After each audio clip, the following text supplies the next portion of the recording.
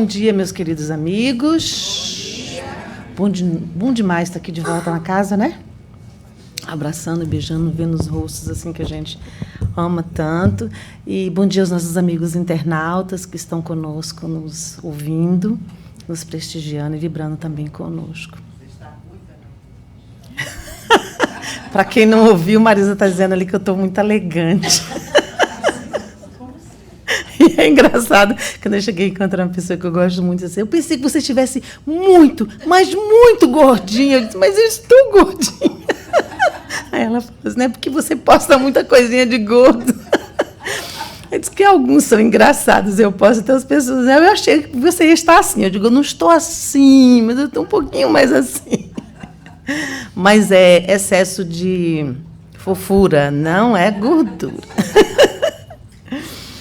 E, gente, hoje a gente vai falar, a Marisa resolveu me buscar, né? Literalmente me buscar. Estava quietinha lá em casa. E ela, quando vai atrás de mim, ela não quer menos que dose dupla.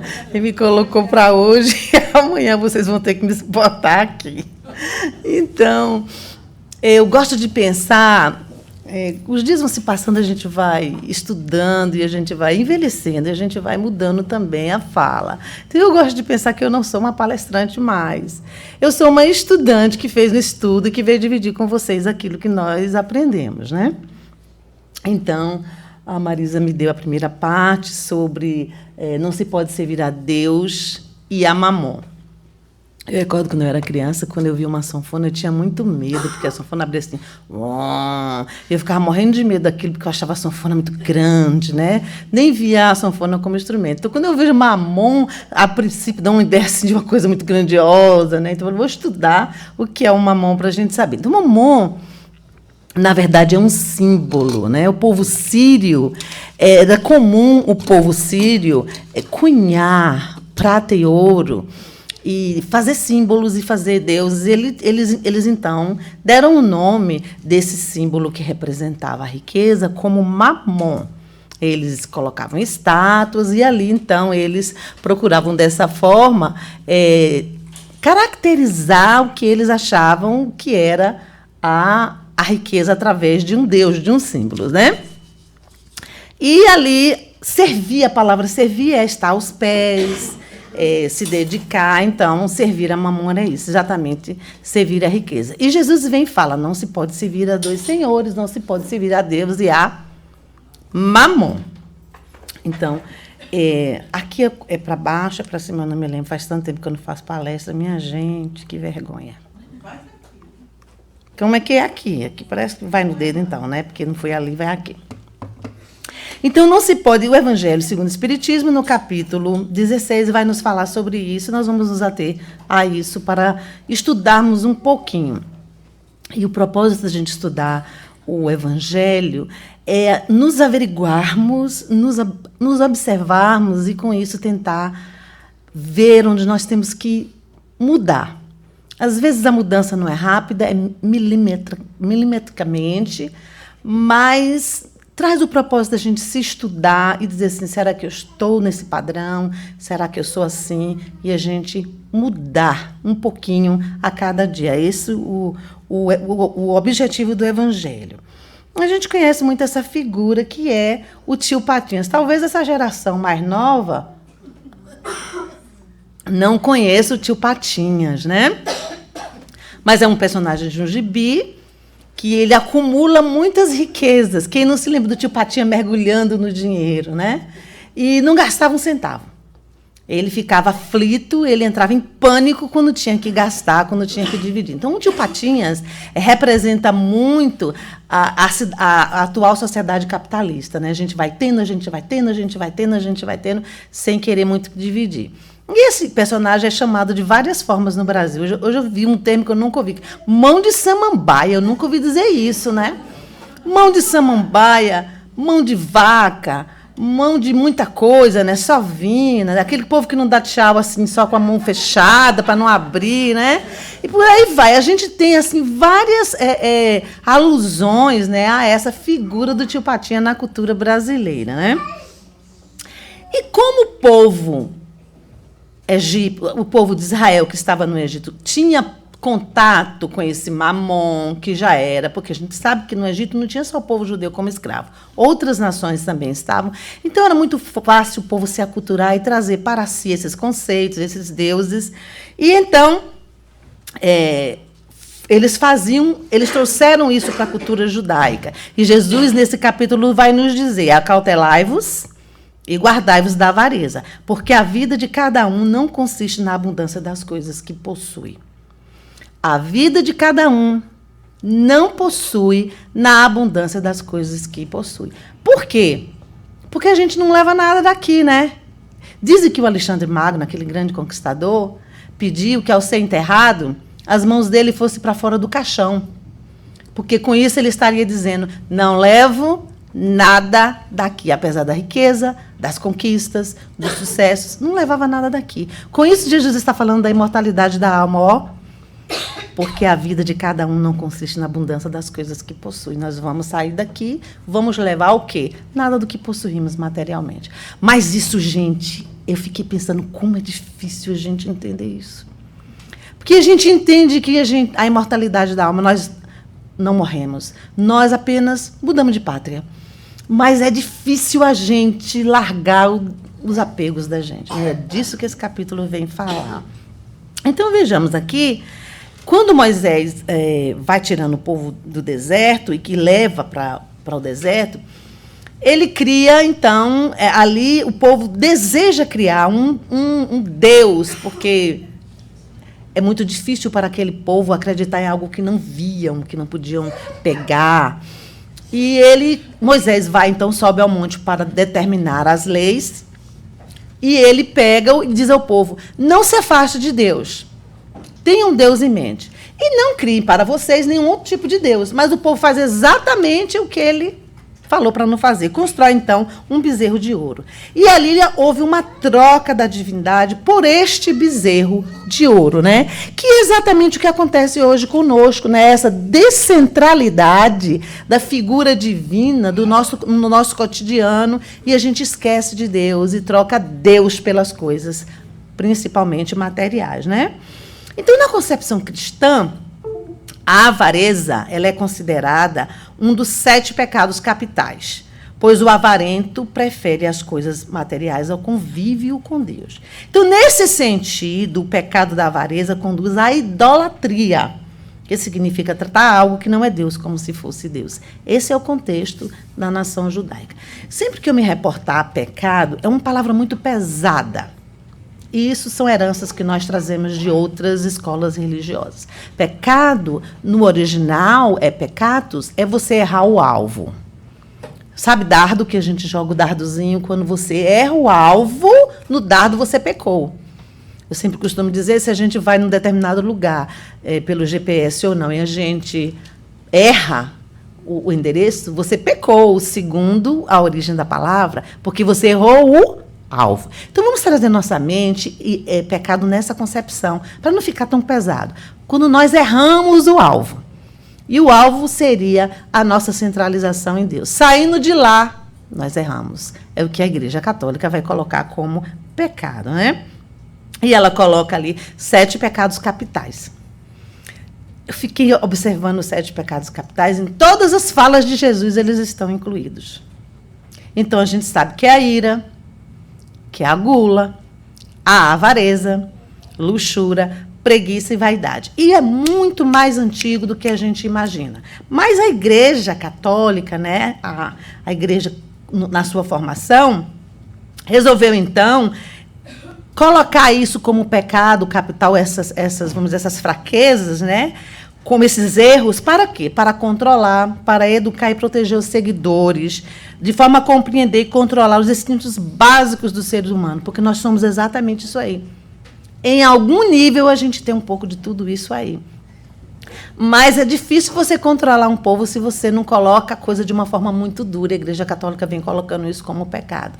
E a Igreja Católica também tinha muito interesse de controlar e educar o povo, porque ela precisava de dinheiro para se comprar indulgências, para manter-se no topo, para enriquecer. Então, ela precisa dizer, olha, não gaste com isso, não gaste dentro da Igreja Católica. Então, teve uma jogada aí de matar 2 coelhos com uma cajadada só, né? Então, o que é avareza?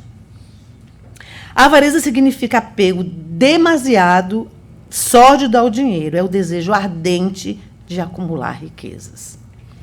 E a gente vai ver que o avarento, ele não acumula para satisfazer, por exemplo, eu vou economizar. A maioria deles economizam não para o gasto normal, mas pelo poder de deter o dinheiro.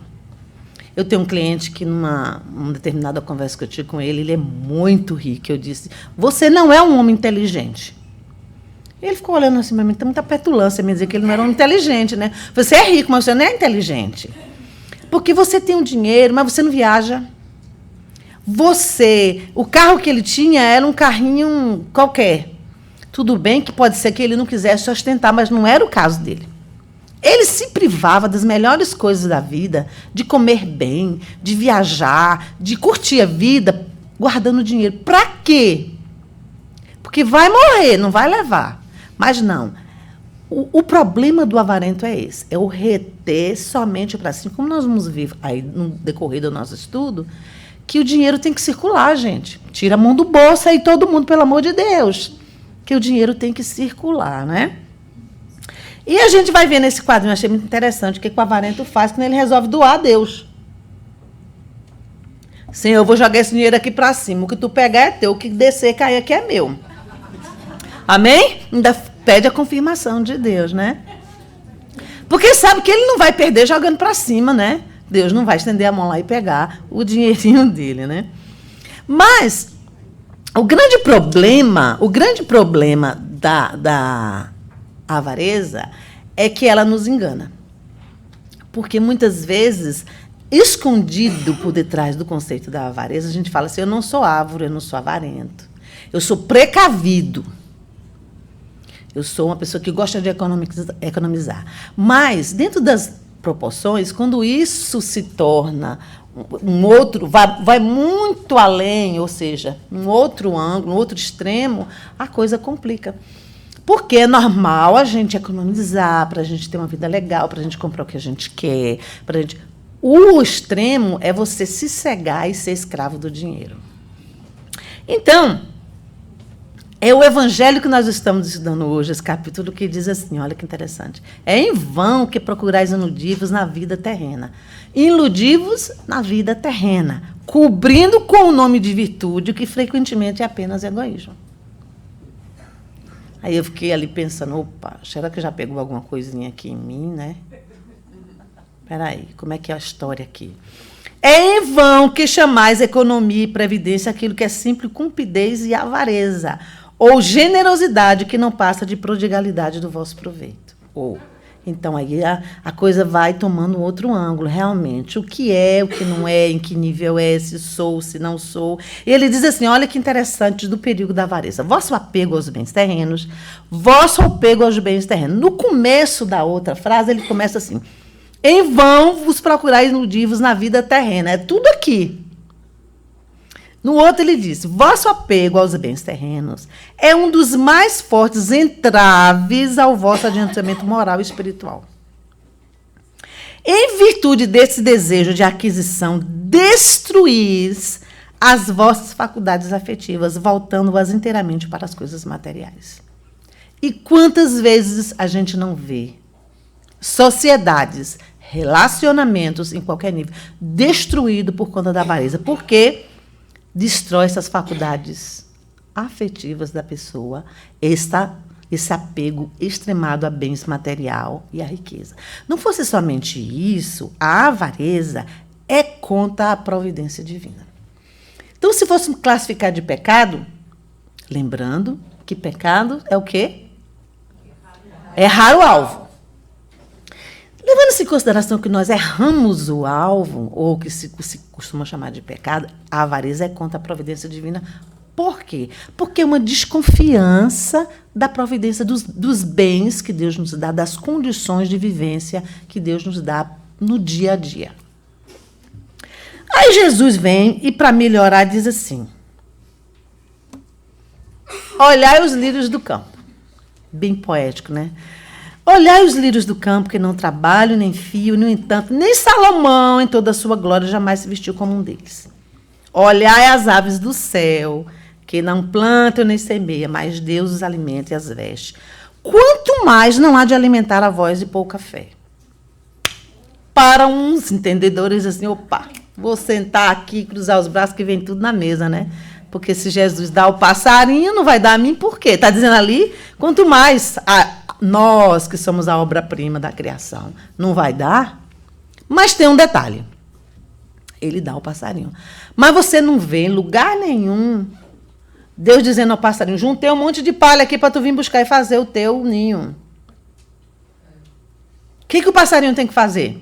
Ele tem que ir buscar. Ele tem que ir procurar. Está aí. Foi providenciado. Mas cabe ao passarinho fazer a parte dele. Você não vê Deus construindo ninho para passarinho? Então, nós esquecemos dessa parte, que está tudo aí, que Ele nos deu, mas que nós temos que fazer a nossa parte, que é ir buscar o que nós precisamos, o pão nosso de cada dia. Eu fiquei pensando também que a gente não vê passarinho construir um ninho aqui e daqui a pouco juntar um monte de palha, porque o ano que vem eu vou ter que construir outro ninho em outro lugar. Ou então aqui eu escolhi essa palha aqui, essa aqui não vai dar, eu quero uma de qualidade melhor. A gente não vê o passarinho fazendo isso, mas Deus cuida dele. Todo ano ele vai ter que fazer o seu ninho e ele vai ter as providências divinas. E quando nós somos avarentos, nós atentamos contra essa ideia de Deus cuidando de nós. Mas por que exatamente assim? Será que não tem um outro gancho? Aí tem outro gancho. A avareza é contra a caridade. Essa talvez seja a grande questão da avareza. Nós atentamos contra a caridade. Porque avareza e caridade não são sinônimos. O avaro quase nunca abre mão para nada. Ele não, é por isso que ele é chamado de avarento. Então, impede que nós possamos enxergar o outro, as necessidades do outro. Faz com que a gente se encerre em nós mesmos, no nosso egoísmo, a avareza. E muitas vezes ela nos cerca na nossa casa, às vezes a gente vê lá sofrendo um povo lá em Moçambique, Angola, e, ai meu Deus, aquilo me comove, mas eu não tenho como chegar lá com um prato de comida, eu não tenho como chegar lá com uma roupa. Mas a gente se esquece que às vezes do lado da gente tem uma criatura que toma conta de um velhinho, e é uma pessoa que tem dificuldade de 5 filhos para criar, e a gente tem um guarda-roupa abarrotado de roupa. A gente tem a geladeira tão cheia das coisas que nós perdemos e nós não conseguimos enxergar o nosso irmão ali do lado.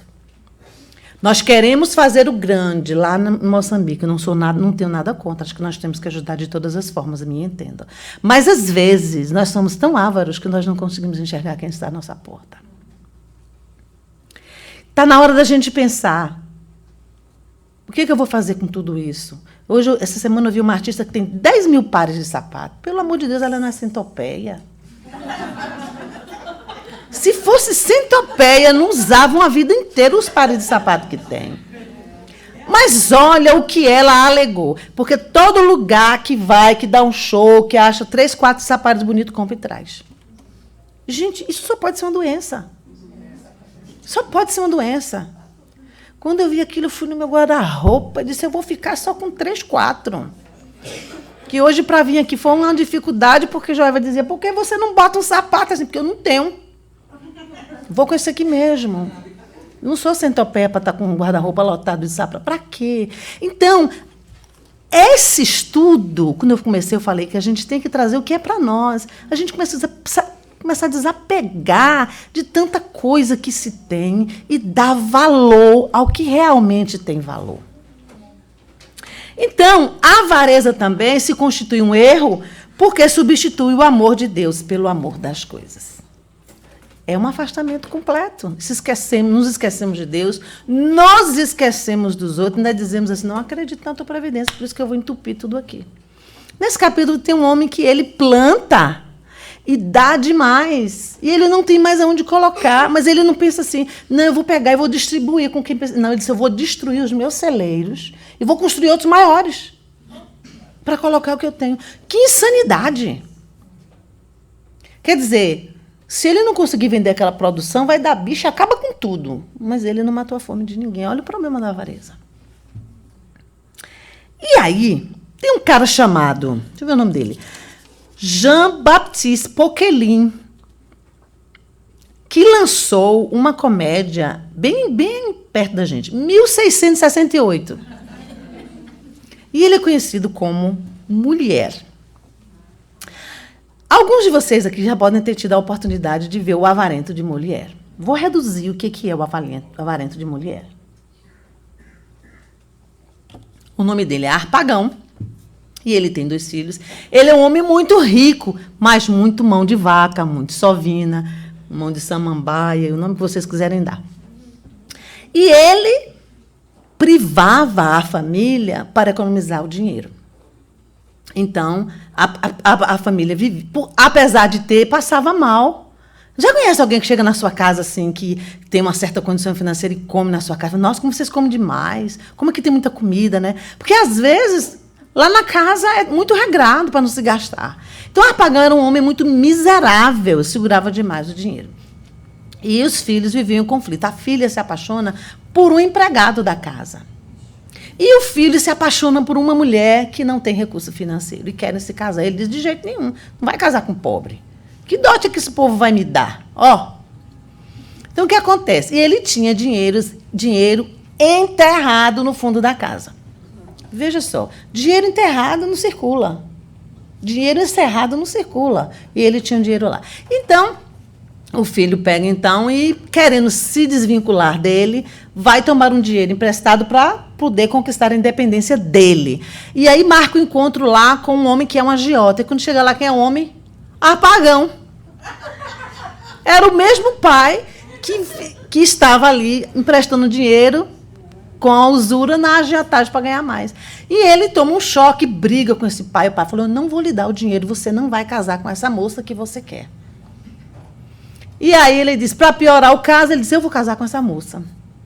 E conversa com a família da moça, e a moça é dada a ele por um dote bem menor. Olha o problema que este homem criou. A filha, então, briga com ele, e ele não arranja uma pessoa muito mais velha do que a filha para se casar com ela, que possa dar um dote à filha dele. Mas a moça não ia se casar com o criado. No frigir dos ovos, o criado entra dizendo que o dinheiro que ele guardava tinha sido roubado. E ele fica muito zangado e acusa o funcionário de ter roubado o dinheiro. E o funcionário vai dizer, então, eu nunca fui pobre, eu sou pobre agora, porque o meu navio onde eu estava naufragou, e só eu salvei, mas minha família tinha posses e tal. Mas aí não adiantava para ele, porque ele queria o dinheiro vivo. Só que nesse miolo, a moça que ia casar com aquele senhor que o pai arranjou, era filha daquele senhor que tinha também sofrido náufrago, que tinha também naufragado, tinha perdido a família. E o homem que ia casar com ela também tinha perdido a família e os filhos, eles se reconhecem. Era tudo parte de uma família. Então, aí, não houve o casamento, o pai acolhe os filhos que haviam desaparecido no naufrágio e casa os filhos com as pessoas que eles amavam. E se reconhece como um conde, ele, com condições financeiras que o Harpagon jamais imaginou. E todo mundo vai embora e Harpagon fica só. E o cara que casou com a filha dele, que era uma pessoa que cuidava da casa, foi eu que roubei o dinheiro, achei o dinheiro e roubei. E ele fica ensandecido. Então, essa é uma peça teatral que fez muito sucesso no mundo inteiro.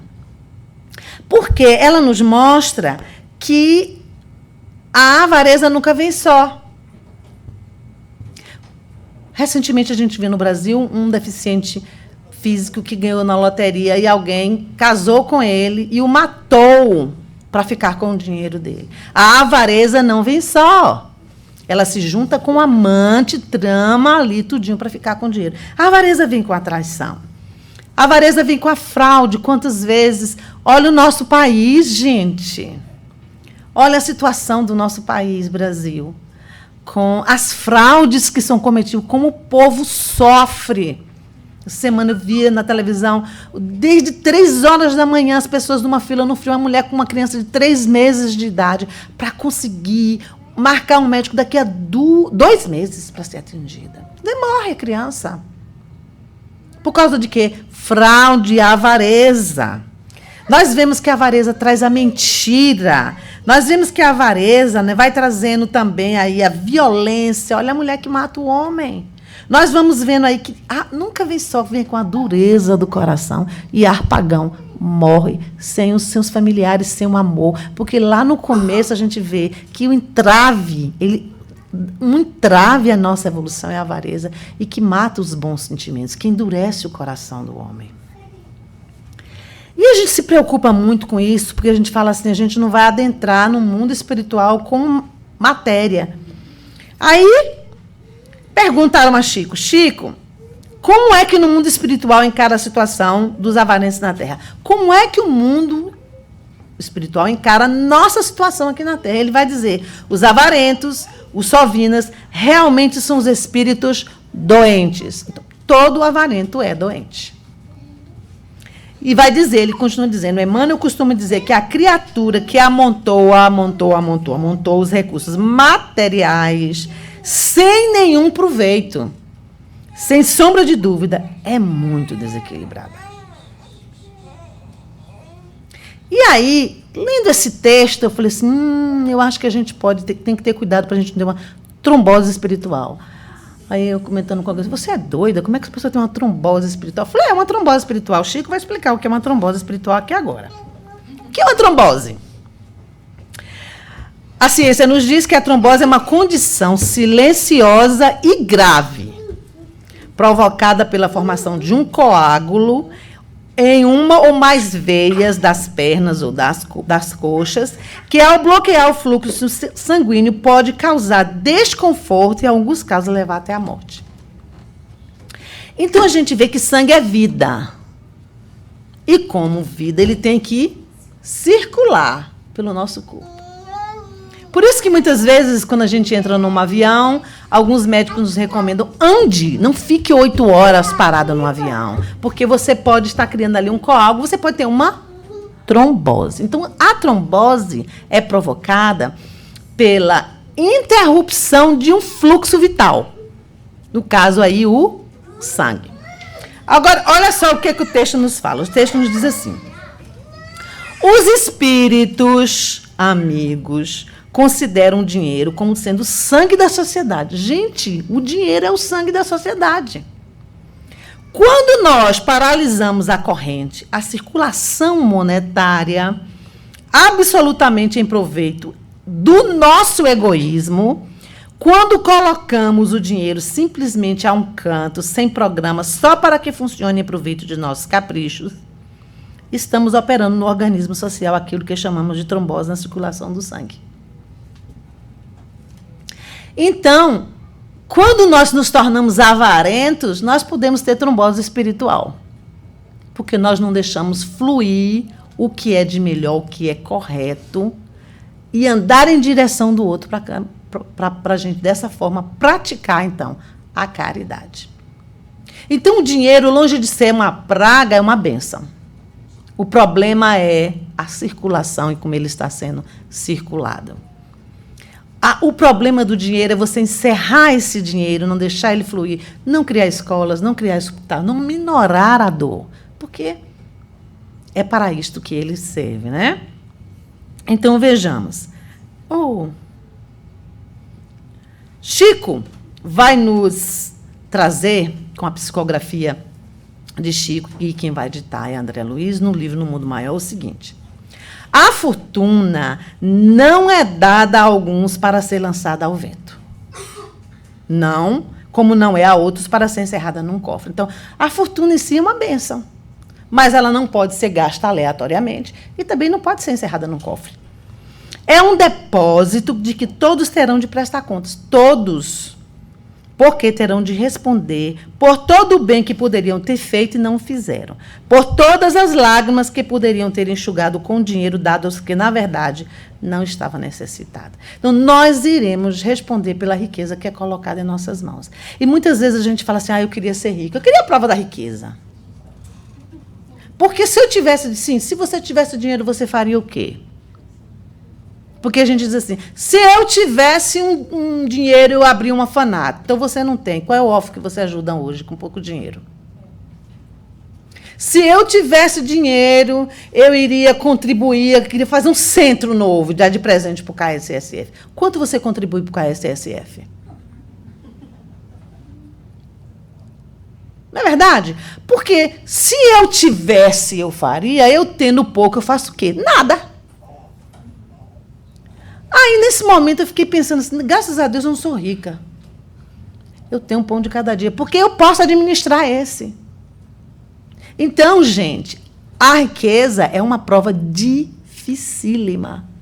Se você fizer hoje uma pesquisa para saber quantos detêm o dinheiro no mundo, não é todo mundo, não. Quantos da população detém? Qual é o índice? Pouquíssimos. E os que têm não sabem administrar corretamente, ou a maioria deles não sabe administrar corretamente. O dinheiro é uma prova extremamente difícil. Porque ela não serve para ser encerrada em cofres. Tem que gerar, tem que circular. E o que a gente faz? A gente encerra. E se a gente encerra no pouco, imagine no muito. Preparando essa palestra, eu nunca assisto Ana Maria Braga, né? Ana Maria Braga. E aí terminou o Jornal da Manhã, né? Bom Dia Brasil, e entrou a chamada do programa dela, e ela dizia assim, hoje a gente vai falar sobre minimalismo. Eu falei, o que é isso? Aí fui ver o que era minimalismo. Então, minimalismo é uma corrente que há hoje no mundo de você viver de uma forma mais simples. Vai mostrando que você não precisa de tantas coisas. E lá um homem dava um depoimento, que ele tem 3 filhas e a esposa dele, ele tinha um guarda-roupa cheio de coisas, e ele trabalhava muito, e um dia ele quase que não ia para uma festa com a esposa, mas depois ele resolveu pensar e foi. E quando ele chegou na festa, ele passou muito mal, e ele foi bater no hospital. E na saída, ele reviu a vida dele, e viu que não estava dando certo aquilo. Então, ele foi para casa, então ele conta que de 30 camisas ele passou para 10, que para não sei quantos pares de sapatos. E ele, com isso, parece que ele se sentiu mais leve. Ele disse, não vou trabalhar mais tanto, procurou um outro emprego que não gastava tanto tempo, mas que dava sustento. E começou a trabalhar mais, a viver mais para a família. 3 meses depois, a mulher dele desencarna de um câncer vital. E ele fala como foi importante para ele ter reduzido tudo e ter tido aquele tempo para cuidar da mulher dele. Hoje ele cuida de 3 filhas. E eu fiquei pensando, olha como a vida vai afunilando para que você consiga ver as coisas. E a moça que falava sobre isso dizia que ela resolveu desfazer de uma casa com muitas coisas e montar uma casa nova. Então, ela disse assim, só vou montar a casa naquilo que eu preciso. Então, o que ela fez? Começou a fazer um purê de batata com garfo. Aí ela fez 1 vez, 2 vezes, 3 vezes. Ela disse, bom, não funciona com tanta rapidez, agora eu vou comprar uma coisa que me ajude. E ela foi dizendo que na casa dela só tinha o que ela realmente precisava. Oxe, eu cheguei em casa, não dei outra. Não deu outra.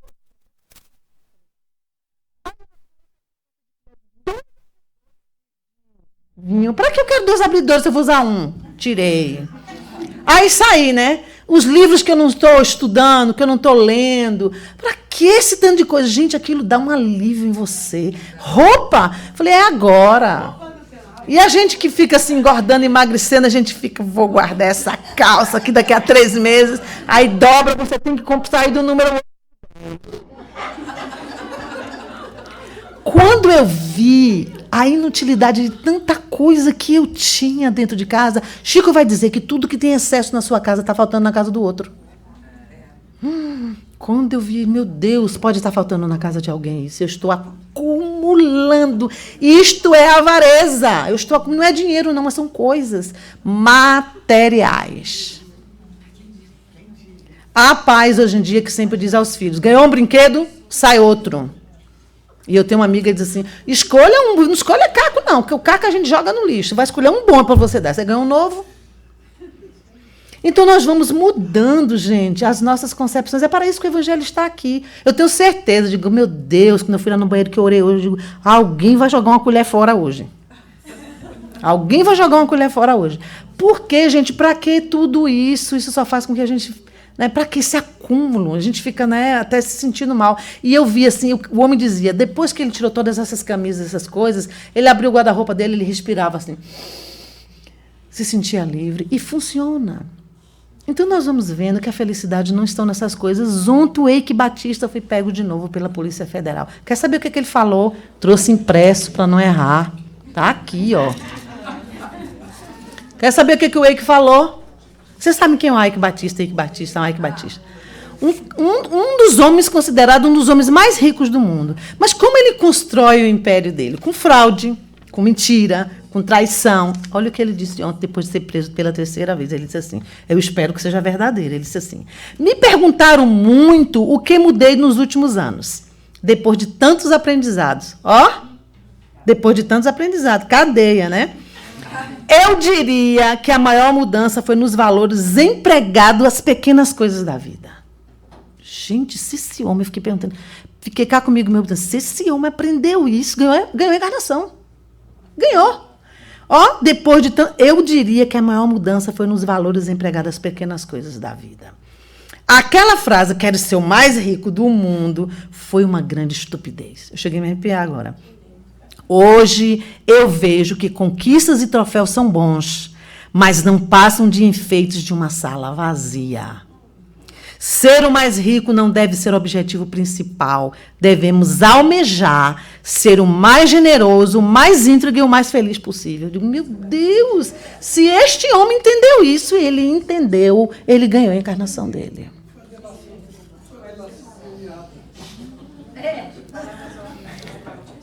Se você parar para pensar hoje, nós conhecemos muitas pessoas que desencarnam e às vezes eles passam um tempo no leito e sabem que vão morrer. E muitas pessoas, eu nunca ouvi ninguém dizer assim, eu me arrependo tanto daquela Ferrari vermelha que eu não comprei. Eu me arrependo tanto de não ter comprado aquele helicóptero. Eu me arrependo tanto de não ter comprado aquele navio, mas eu ouço pessoas dizendo assim, eu me arrependo tanto do tempo que eu não tive para a minha família. Eu me arrependo tanto do tempo que eu não passei vendo uma flor crescer. Eu me arrependo tanto porque eu não pude sentir o cheiro da terra molhada. Jesus diz, olhai os lírios do campo. Nós não temos tempo, porque nós estamos sempre preocupados com o ter. Nós não observamos as bênçãos que temos ainda em nossas mãos, por conta dessa necessidade de possuir, de possuir, de possuir. Tomara que nós cheguemos ao nosso fim da vida falando como Eike do nosso aprendizado. Porque não é da Ferrari vermelha que ele vai lembrar que ele poderia ter comprado ou não quando o preço estava bom, mas é do tempo que ele deixou de viver pautado somente no materialismo. Fiquei pensando, então, uma grande dúvida, né? Será que eu sou avarenta? Não. Ledo engano. É tão bom a gente ter amigos e confessar os pecados em público, né? E a internet todinha vendo também, né? Que maravilha, né? Uma maravilha. Bom, eu descobri que a gente tem vários tipos de avareza. E tem uma que é o avarento emocional, né? É aquele que está sempre calculando seus passos e verificando cada manobra que vai realizar de forma meticulosa para evitar o mínimo de riscos possíveis. Ele alega medo de sofrer ou de perder qualquer coisa que possui. Aí a coisa vai mudando. Guardadas as devidas proporções, as pessoas que vivem medindo tudo a toda hora têm um pezinho na avareza. Será que alguém se identificou aí, pelo amor de Deus, ou se foi eu somente? Por favor, não me deixem só. Então, tem gente que diz assim, eu não vou naquela festa não, que eu não vou dar o prazer da minha presença A, B e C. E não vai. Eu tenho um cachorrinho que eu trabalho com ele, que ele não me dá o valor da presença dele. A mim não, ele vai embora, me dá as costas. Se eu estiver no banheiro, se ele estiver lá, ele sai. Eu vou limpar o quarto, ele sai, porque ele diz, eu não quero me dar aqui, assim, o prazer da minha presença a você. Tem gente que faz isso. Não vou àquela casa, não vou àquele centro, não vou àquela festa. Ui, será que a gente não fala assim? Outro dia eu postei uma coisa no Face e fiquei pensando, depois não devia ter postado esse negócio, não. Porque diz assim, todo mundo vai naquela festa e a pessoa diz, exatamente por isso é que eu não vou. Boazinha a criatura, né? Exatamente por isso que eu não vou.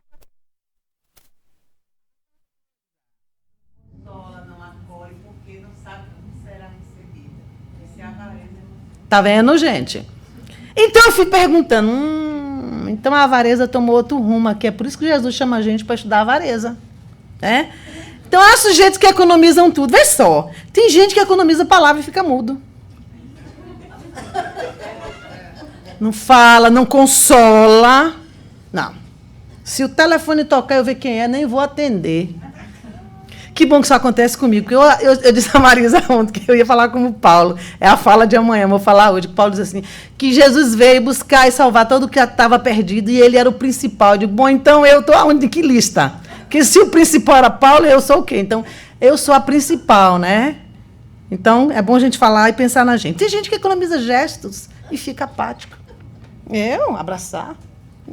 Eu sei, gente, que a gente tem traumas, eu sei que a gente tem personalidade diferente. Mas a gente tem que começar a pensar nisso e começar a distribuir as nossas riquezas de paixão, de emoção, de afeto. Que coisa maravilhosa, né? E tem gente, então, que economiza sentimentos e fica frio. E tem gente que vai economizar relação e fica o quê? Solitário. Deus me livre. Depois chega na esquina, se apaixona com a beleza, né? Cachorro abandona o rabo, você diz, oh, meu amor, que lindo esse cachorro abandonando o rabo. Muda, né? Então, economiza o amor e fica desumano. Veja, Harpagão.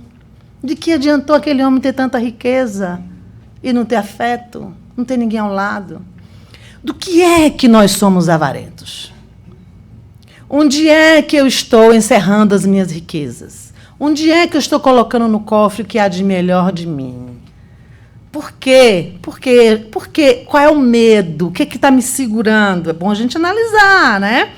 No fundo, o avarento tem medo da vida. Seu excesso de precaução é uma forma de evitar o sofrimento inevitável das agruras diárias. O avarento é um medroso existencial.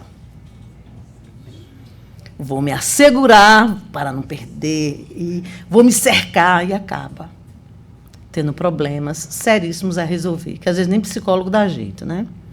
Mas, olha, nada chega na mão da gente em vão. Eu procurando, meu Deus, preciso amarrar essa palestra, como é que eu vou amarrar? Vou chamar Emmanuel. Eu sei que Marisa gosta dele. Ele é bacana, Emmanuel é bacana. Emmanuel é bacana. Chamar Emmanuel, ele diz assim, pode tirar foto, que essa merece botar no mural, viu? O avarento de bens materiais é credor de reprovação, mas o avarento do amor é digno de lástima. O primeiro se esconde num poço dourado e o segundo mergulha nas sombras do coração. O sovina, gente, da fortuna amoedada retém pedras, metais e papéis de valor convencional, mas que a vida substitui na provisão de recursos à comunidade, mas o sovina da alma retém a fonte da felicidade, da paz, da esperança, do bom ânimo, que constitui o alimento indispensável à própria vida. Então, muitas vezes, nós somos sovina de nós mesmos, nós não permitimos essas coisas. Somos avarentos dessas coisas. Ele continua. O primeiro, o do material, teme gastar bagatelas e arroja-se a enfermidade e a fome. O segundo teme difundir os conhecimentos superiores que se enriquece e suscita a incompreensão ao redor dos próprios passos. Porque tem gente que economiza até conhecimento. Eu não vou lá distribuir meu conhecimento. Não. Meu Deus, onde é que você perde conhecimento? O sovino da riqueza encerra-se no egoísmo. O sovino das bênçãos da alma gera estagnação, onde se encontra envolvendo-se ele mesmo num nevoeiro perturbador. Então, somos ou não somos sovinas? Somos ou não somos avarentos? Porque é fácil a gente atirar a pedra em quem tem dinheiro. E as outras coisas?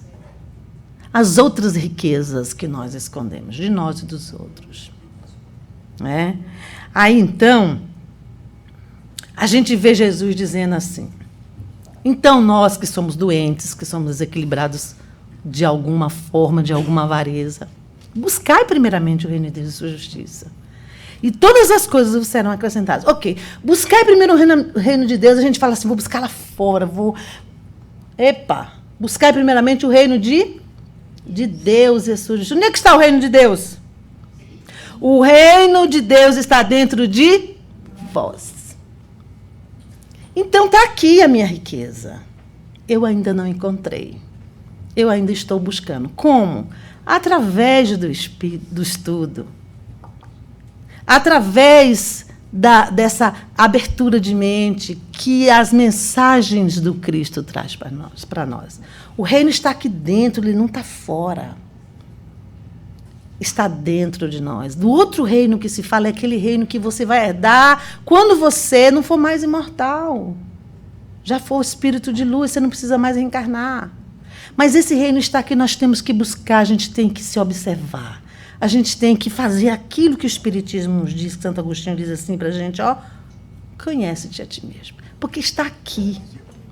Veja se você é avarenta, se eu sou avarento. Em que nível? Do quê? Do que eu preciso abrir mão? É do material? É do emocional? Onde eu estou doente? Examina-te a ti mesmo. Para descobrir isso aí e ver se você é ou não. Terminei ainda não, hein? Peguei aí de quebra Zaqueu. Marisa disse que hoje em dia a gente pode chegar até 2 horas da tarde, né? Eu falei assim, meu Deus, eu vou falar sobre um tema tão grande desse, eu vou almoçar antes de vir para aqui, né? Porque senão... Zaqueu.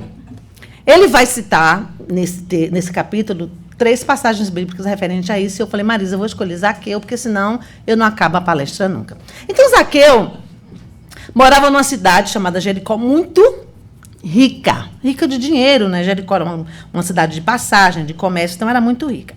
E Zaqueu, a Jericó era cercada de muralhas, isso era um símbolo do materialismo, como Jerusalém é da espiritualidade. Cercada de muralhas, encerrada, dentro, cofre, era Jericó. Se a gente tivesse que fazer uma comparação conosco, hoje a Jericó seria essa zona mental, que é a província psíquica, em que ficamos vinculados aos interesses pessoais. Então, a gente vai vendo onde Zaqueu se situava e onde nós nos situamos. Né? Vamos fazer esse paralelo. Quem era Zaqueu? Era um coletor de imposto. Olha, o coletor de imposto não podia ser qualquer um, não. Tinha que ser gente que tinha dinheiro. Por quê? Porque a pessoa que tinha dinheiro, e isso não era uma coisa muito, vamos dizer assim, difundida, não era muito comum na época de Jesus. Porque o coletor de impostos tinha dinheiro, então ele coletava, e ali o romano já sabia que tinha uma usura ali, uma avareza ali, porque ele tirava, ele ficava com o dele e devolvia também alguma coisa ao Império Romano. E ele segurava o dele para o Império Romano também não levar. Então, eles catavam a dedo. A gente conhece o Mateus Levi, a gente conhece o Zaqueu. E Jesus escolhe exatamente Zaqueu para encontrar na estrada, para ter esse encontro com ele, né? Então, veja bem. Quem era Zaqueu? É um filho de Deus, momentaneamente iludido, sem contato consigo mesmo, mais incomodado. Que se ele não fosse incomodado, ele não ia atrás de Jesus. Presta atenção como é que Cristo nos atinge, nos chama. Alguma coisa em nós incomoda. E a gente vai procurar saber, ou a gente vai se aproximar, a gente vai ouvir, a gente vai entrar em contato. Ele foi. Mas o que aconteceu? Ele era um homem buscando mudança, e aí o que acontece com ele? Ele, um ser de baixa estatura espiritual, ele sente a necessidade de elevar-se. Mas o texto fala da estatura física, eu trouxe para a estatura espiritual. Nós somos Zaqueus. Precisamos ver Jesus, precisamos ascender, precisamos subir, para que a gente consiga resolver esses incômodos da nossa alma. Então, o que acontece? Ele vê os obstáculos, porque ele é um ser de baixa estatura. Mas ele encontra uma solução. Alguém lembra qual é a solução? Uma árvore. Vou subir naquela árvore. Toma a iniciativa e ergue-se do solo. Ergue-se do solo. Tem uma solução para ele. Porque ele quer ver Jesus. Não sabia ele que o mestre estava trabalhando nos bastidores, magneticamente atraindo. Sabe o que significa o nome de Zaqueu? Puro. Puro. Jesus viu a pureza, que ele nem sabia que ele tinha, mas olha, Jesus vai ali. É aquela coisa da paixão, né? Quando a gente se apaixona por alguém, botar uma roupa bonita, não sei o que vai criando aquele ambiente para atrair. Jesus faz a mesma coisa, vou lá passar. Estou emanando, você vai vir. Você vai vir, eu estou te chamando. E ele foi. Então, quando alguém, gente, aspira por mudanças para melhor, irradia energias saudáveis do campo mental, que contribui para a realização daquela meta. Através de contínuo esforço, direcionados para o objetivo, ele cria novos condicionamentos que levam ao êxito como decorrência normal do querer. Nenhum milagre ou inusitado ocorre nessa atitude que resulta do empenho individual. Cria, quando a gente tem essa vontade, esse desejo de ascender e de ver o Cristo, nós emanamos. E ele vem. Não deu outra para aquele rapaz, né? Não deu outra. Ele viu Jesus. E quando a gente vê Jesus, a gente amplia a nossa visão. A gente muda o padrão. É para isso que a gente está aqui hoje. É por isso que a gente está estudando o Evangelho. Para que a gente amplie o conhecimento, para que a gente se entenda e para que a gente mude a nossa vibração. Nós somos chamados.